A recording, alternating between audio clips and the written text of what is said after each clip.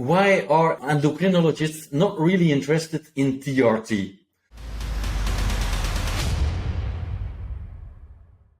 A while ago, I had a female endocrinologist as a patient in my office, and I tried to talk with her about it a bit. I tried to feel a bit her senses about it, and she said, I said, what do you do? Diabetes, thyroid? I said, yeah, maybe a bit of testosterone for a man getting older. She said, no testosterone. I said, oh, I'm gonna shut up. But why are endocrinologists like that? So those endocrinologists are usually the older generation, but not always, because you have a very young professor at Ghent that is writing books on testosterone, but doesn't give testosterone, not much.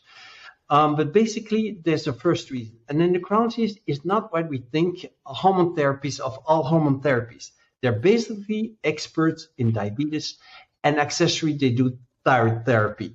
And not always with, in my experience, the best products.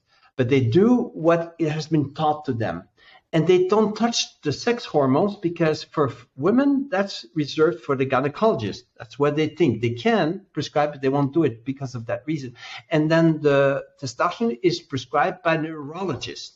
But very few urologists give testosterone. But there are some very good ones in Belgium. We have amazing ones. They even have shown and that give conferences that testosterone does not give prostate cancer, and that you should treat prostate cancer patients with a little testosterone. We have here very top urologists doing that, professors in university.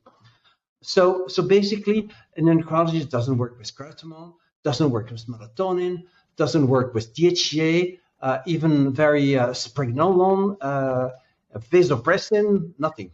So basically, you need to find another type of doctor and accept that endocrinologists want to remain in their domain.